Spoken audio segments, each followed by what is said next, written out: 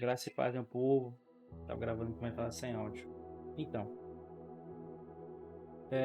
o motivo de eu gravar esse vídeo aqui, porque eu preciso compartilhar com vocês que esse vídeo alcance mais pessoas possíveis. Eu tô lendo o Salmo 10 desse dia e ele vem de uma continuação do Salmo 9. O que me chama muita atenção, e Davi está colocando aqui nesse salmo, uma, um sentimento, não de revolta, sabe, mas de questionamento, sabe? Aquele senso de justiça que nós cristãos temos. Davi confia no poder de Deus. Davi confia na justiça de Deus. Porque se ele não confiasse, ele não orava a Deus. Então Davi confia. Só que Davi, ele faz uns questionamentos para Deus que parece que eu e você tá orando, sabe? Parece que a nossa oração, parece que Davi tá do nosso lado, com uma pena e um pergaminho, né? E falando, olha, a oração desse servo é assim, é dessa forma. Porque as palavras que ele usa, parece que eu e você usamos nossas orações. Davi tá colocando aqui nessa oração, nesse salmo, questões como a opressão, a soberba dos seus inimigos, a arrogância, a prepotência, né? Muitas das vezes uma impunidade momentânea, a prosperidade desses ímpios, desses inimigos, desses opressores, certo? O desdém pela lei, o desdém pela palavra de Deus, o desdém pelo ensino de Deus. E eu pergunto, você tem desdenhado da palavra de Deus? Toma cuidado, viu? Mas enfim, Davi ele vai encerrar o Salmo 9 levantando a seguinte questão. Ele pergunta assim para Deus, no verso 19: Levanta, Senhor, não permitas que o mortal triunfe. Julgado sejam as nações na tua presença. Infunde-lhes terror, ou seja, coloca dentro deles o terror, Senhor. Sabe que essas nações não passam de seres humanos. Saiba que essas nações, ó Deus, não passam de simples mortais. O que Davi está querendo aqui? Ele está querendo que a justiça de Deus advogue. Davi não está se colocando aqui como o coitadinho da história. Davi está querendo que as pessoas que são inimigas de Deus não triunfem e causem nos pequeninos um certo pavor, uma certa divisão, um certo desapontamento, um certo desencorajamento de por que seguir firme na caminhada de fé. Por que não permanecer uma pessoa devotada aos pés de Cristo, uma pessoa fiel ao ensino da palavra e ter uma vida piedosa, procurando agradar a Deus, contribuindo com a igreja, contribuindo com o avanço do Evangelho. Então, o que Davi está querendo dizer aqui é que as pessoas que desdêm da lei, desdêm da palavra, desdêm de ter uma vida piedosa, triunfam, têm prosperidade. Então, Davi está dizendo assim para Deus, Deus, seja justo. Porque as pessoas que querem te seguir, que querem renunciar às vontades desse mundo, estão sendo pisoteados por essas pessoas ímpias, por esses homens perversos, por esses homens que nada temem, tramam de dia e de noite e nada lhes acontece. Senhor, levanta-se de onde você está, como assim, né? Deus precisasse de uma ordem de Davi. Mas essa aproximação do texto não parece uma oração igual a minha, igual a sua. Quantas vezes nós oramos a Deus pedindo justiça? Quantas das vezes nós não oramos para Deus pedindo que Ele nos console, que Ele faça tirar de nós esse sentimento de injustiça, muitas vezes sofrer perseguição, calúnia, ser traído, né? Muitas vezes pedimos essas livrações. E Davi continua no Salmo 10. E aqui eu acho uma oração muito linda, porque ele começa assim, o Salmo 10. Senhor, por que está tão longe daqui? Na NVT ele traz bem mais próximo, né, da nossa mente, do nosso coração. Senhor, por que permanecesse distante? Por que está escondido em tempo de aflição? Será que o Senhor...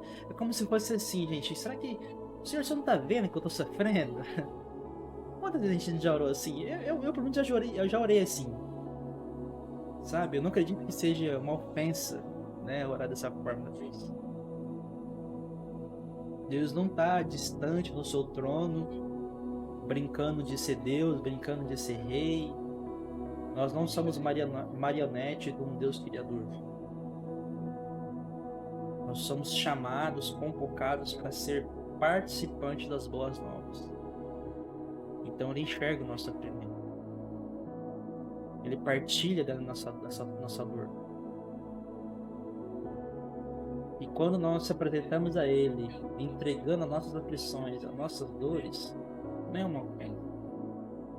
Nós não podemos obrigar Deus a fazer algo que nós queremos. Isso não. Mas compartilhar da nossa aflição, do nosso sentimento, isso é muito bom. Isso demonstra que nós, como indivíduos, entendemos o papel de filho. Entendemos que o nosso Pai é o único que é capaz, tá, de nos aliviar de nossas aflições momentâneas e passageiras, né? E ele continua desenrolando essa oração, desenrolando esse pensamento. No verso 2 ele coloca assim: os perversos continuam nas suas arrogâncias. Ele persegue o pobre, Deus.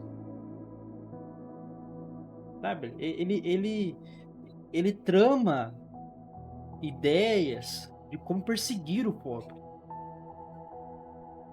E quando ele é pego nas suas tramas, nesse desejo mal, ele conta vantagem. Ele se elogia. Ele se proclama Deus. Sabe? Esses gananciosos, essas pessoas perversas se glorificam. E ainda pior, amaldiçoa o Senhor. Olha que nível que chegou, Senhor. Sabe? E quando essas pessoas são confrontadas, né? Porque acredito que quando um injusto se levanta contra a perseguição, contra homens maus,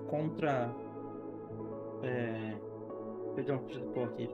Quando a pessoa injusta se levanta contra os seus pequeninos, contra essas pessoas indefesas, não tem como um justo ficar calado. Então, assim, quando um injusto se levanta,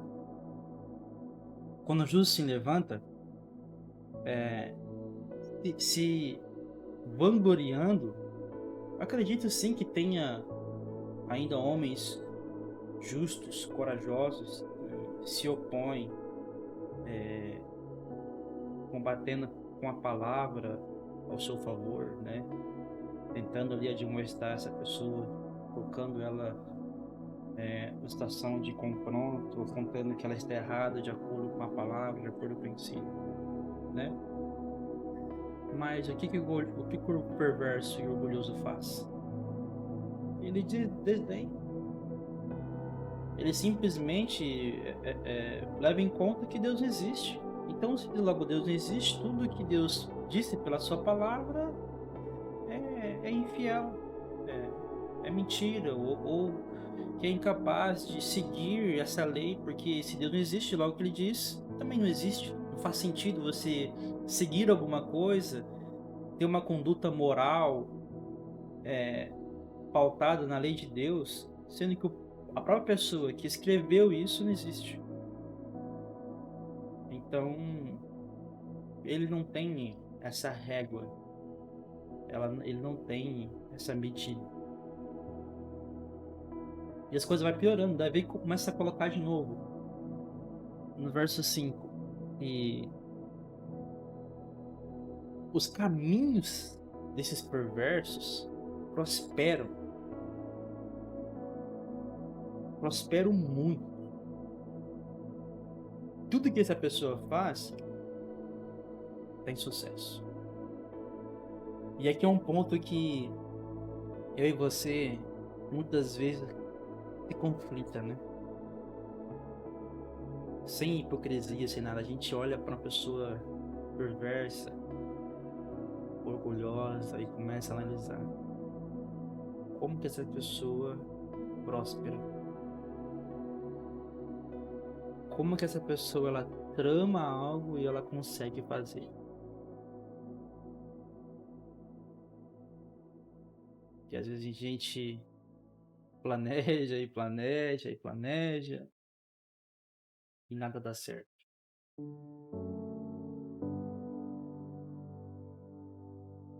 Nada dá certo.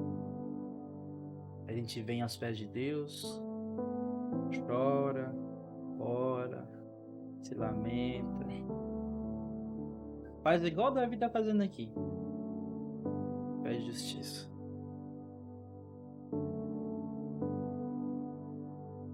E ele continua colocando os pontos em questão.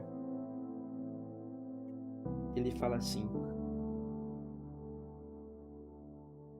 e acima da compreensão desses homens perversos está a lei de Deus. Só que esses homens fazem pouco caso, né? Para eles nada serve,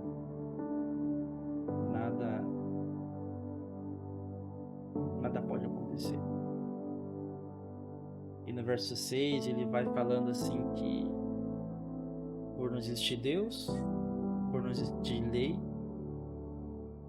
nada pode me abalar. Desgraça alguma pode acontecer comigo, com a minha vida. Entendeu? Nem com os meus descendentes.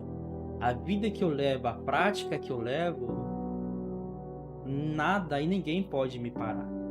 Porque eu estou acima disso. Eu faço o que eu quero, quando eu quero, como eu quero. A minha boca está cheia de maldição, né? Eu profiro mentiras e ameaças. Então, eu prefiro mentiras para benefício próprio. Eu profiro ameaças quando essa pessoa não quer fazer a minha vontade. Tá tudo certo. Então, Davi ele coloca assim com muito detalhe o que essas pessoas perversas fazem. Muito detalhe. Muito detalhe. Só que chegou um ponto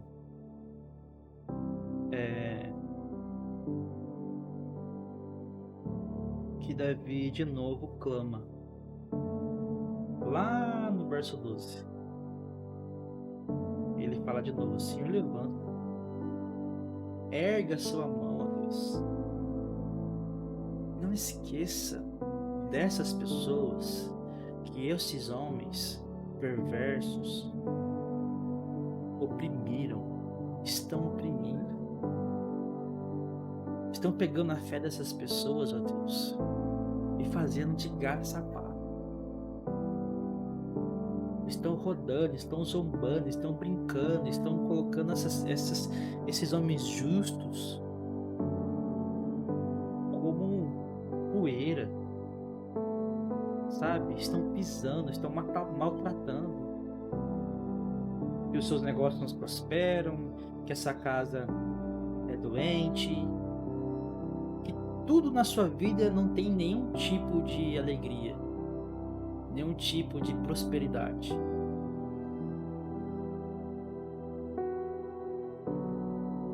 Só que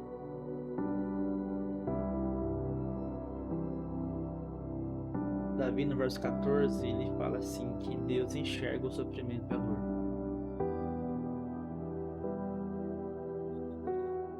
Davi diz que Deus observa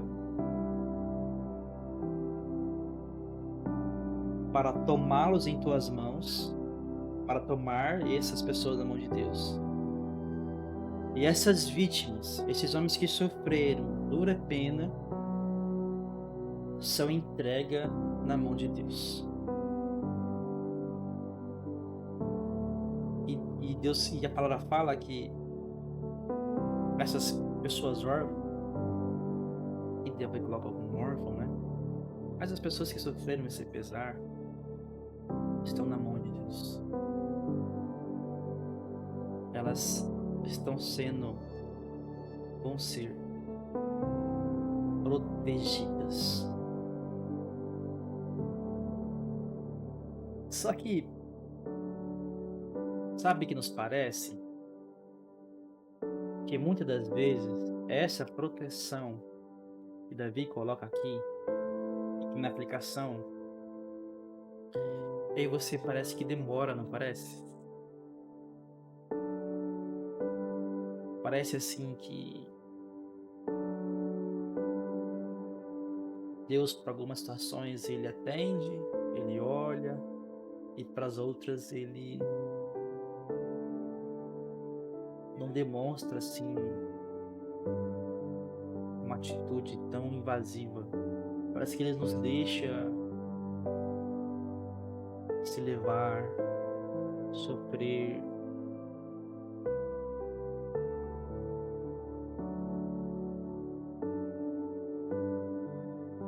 E aqui é um ponto para eu e você refletir assim, com muito pesar, com muito temor e confiança em Deus. Para a gente não achar que Deus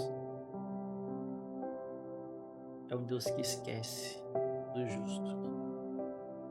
É um Deus que brinca com os nossos sentimentos, com a nossa fé. Não. Deus não brinca. Deus não se esqueceu de nós. Porque Davi continua dizendo que ele quebra o braço do ímpio e do perverso.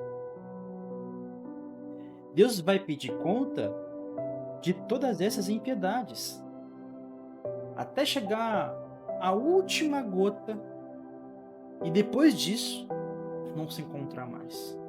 Ou seja, tudo aquilo que o homem perverso pratica, Deus vai prestar conta. Deus vai pedir conta até não se achar mais, até se extinguir, até se exterminar toda essa prática ímpia.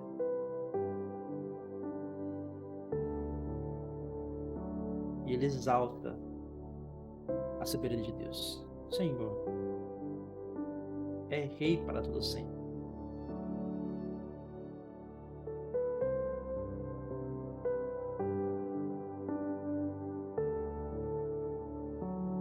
Eu dei verso 10 aqui. Verso 16. O Senhor é rei para sempre. E da sua terra desaparecerão outros povos. Tu, Senhor, ouves a súplica dos necessitados. Tu os reanimas e atende o seu clamor. Defende os órfãos e os oprimidos, Porque nenhum simples mortal volte-lhes, ele causa terror. Para a justiça ao órfão e ao oprimido, para que nenhum simples mortal volte a lhes causar terror. Então, se nós pegarmos esse último verso para entender quando que essa causa vai ser justificada, será na glória, será na eternidade. Porque em Lucas 18, capítulo 18, Deus fala assim: acaso Deus não fará justiça aos seus escolhidos, que clamam a Ele dia e noite? Será que Ele vai continuar a adiar essa resposta? Jesus responde: eu afirmo que Ele fará justiça, e rápido. Esse rápido aqui não é assim, ó. Você foi injustiçado, você ora a Deus, Senhor, fazer igual discípulo, acho que é André e Tiago, André e João, não lembro agora certinho, que é chamado filho de trovão. Senhor, podemos pedir para que, né, fogo do céu cai e consuma essas pessoas incrédulas? Então, assim, não é dessa forma, não é essa a metodologia do reino. Tem coisas sim que Deus pode nos ajudar, momento oportuno, rápido, agora, para ontem. Sim, Ele pode fazer. Mas o fato dele poder fazer não é o fato dele querer fazer. E isso que nós humanos não entendemos. Porque a gente leva uma vida muito limitada. Por exemplo, se nossos filhos estão sofrendo uma dor de uma queda, a nossa reação é aliviar essa dor. Então você vai lá, pega, dá um beijinho no machucado, lava, põe um curativo, o mais rápido possível, para que essa criança pare de chorar o mais rápido possível, porque você não quer ver o seu filho sofrendo, né? Porque aquela dor no seu filho incomoda a dor do nosso coração de pai. Então você não quer ter esse pesar, você não quer ter esse sofrimento pro seu filho. Então, de certa forma, nós colocamos esse pensamento, esse ideal e apontamos para o Criador. E achamos que Deus vai fazer da mesma forma como nós fazemos nossos filhos. E a gente entende que a nossa mente é ilimitada. A mente de Deus, ela é soberana. Ela tem a sua própria vontade, os seus próprios desejos. E não compete a você dizer ou tentar entender como ele opera. Muitas vezes o querer de Deus para nós se torna um silêncio sepulcral. O Senhor não me atende, o Senhor não me vê, o Senhor não me nota, o Senhor não responde a oração, o Senhor... tudo isso. Mas quando será que é esse rápido? Quando vai ser justificada as nossas causas? Jesus responde: quando o Filho do Homem voltar. Quando Jesus voltar com grande poder e grande glória, meu irmão, é que a minha e a sua causa será justificada.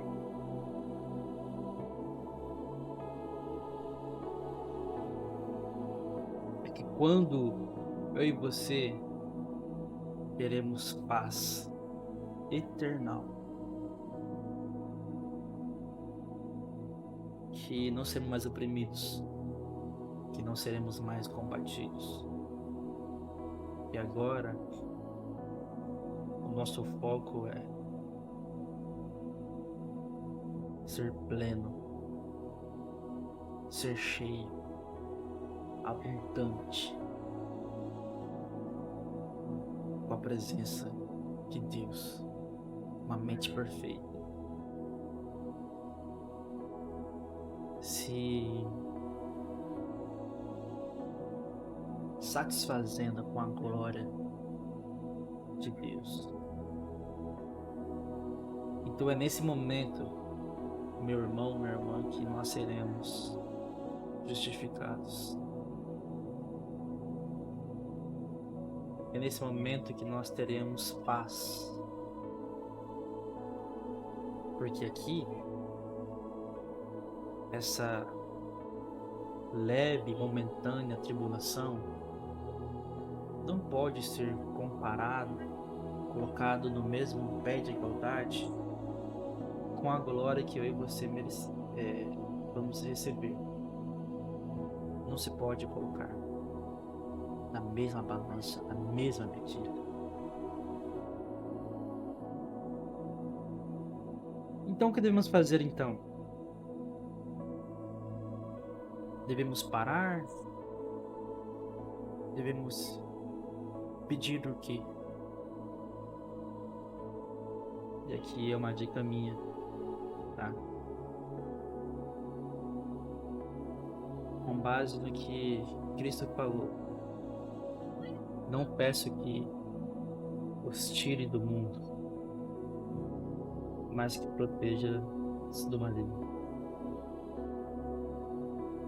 Peça para Deus não que Ele retire a sua dor, não que Ele retire a sua prova. Aí você diz assim, mas como, Lucas, como não pedir para Deus? Como não orar para que Ele passe essa aflição do meu coração, essa angústia, essa tristeza, essa dor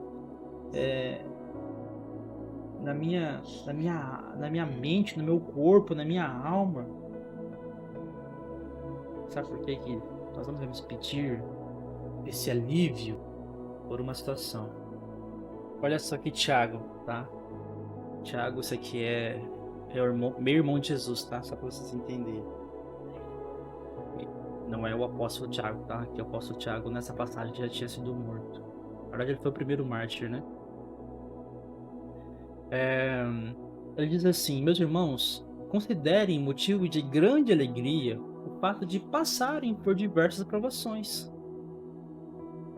Então, quando eu digo para vocês assim, olha, não orem para que Deus tire a aprovação de vocês. Vocês falam assim, mas como, Lucas, não pedir para que Deus tire a aprovação? Eu estou sofrendo. Eu estou necessitado de ajuda. Necessitado de uma provisão divina. Como não orar para esse Deus poderoso pedindo que Ele me socorre? Não é isso aqui o contexto que eu estou dizendo. Não é essa a minha fala. A minha fala é para que tenhamos uma condição de entendimento que essas provações, essas diversas provações, ela prova da minha e da sua fé. E quando essas provações provam da minha e da sua fé, ela produz perseverança. E essa perseverança, ela deve ter uma ação completa. Ou seja, você está aprovado, né? Você entra numa prova, você corrigiu com o pé, orando a Deus. Aquela prova se ensinou, se iniciou em outra prova, e assim vai. A vida do crente é cheia de prova, né? Só que a fé que temos, que a glória que nos espera, não se compara com essas provações momentâneas.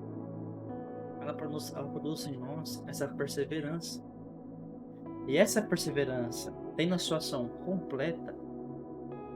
No final desse ato, ela vai gerar em nós pessoas maduras e íntegras, e nada vai faltar em nosso caráter.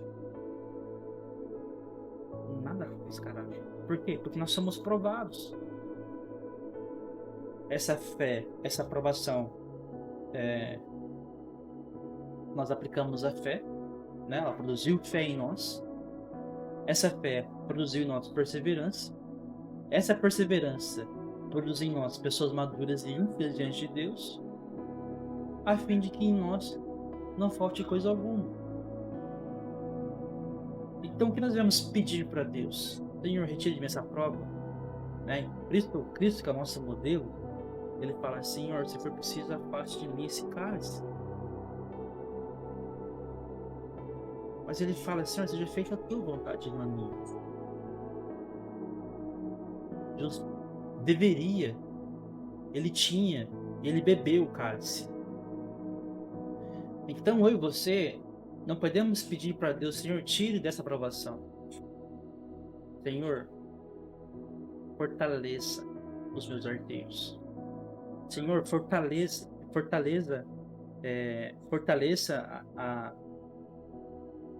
as minhas convicções em Ti. Que essa aprovação produza em mim fé. Porque eu sei que se eu conseguir enxergar além do horizonte, cima das montanhas, o meu socorro vem do Senhor que fez os céus e a terra. E quando essa fé produz em mim esse entendimento, a perseverança de continuar nessa constância, ela vai ter uma ação completa. E no final desse ato, eu vou ser uma pessoa mais madura, íntegra, para que no meu caráter cristão não falte nada. Entendeu aonde quis chegar? Então, a partir de hoje, peça para Deus que não os tire desse mundo, mas que os livre do mal. Se nesse mundo vamos ter dores e aflições, então que o mal dessas aflições, dessas dores, não venha fazer eu e você parar de caminhar nesse caminho estreito que conduz à vida eterna. Deus abençoe.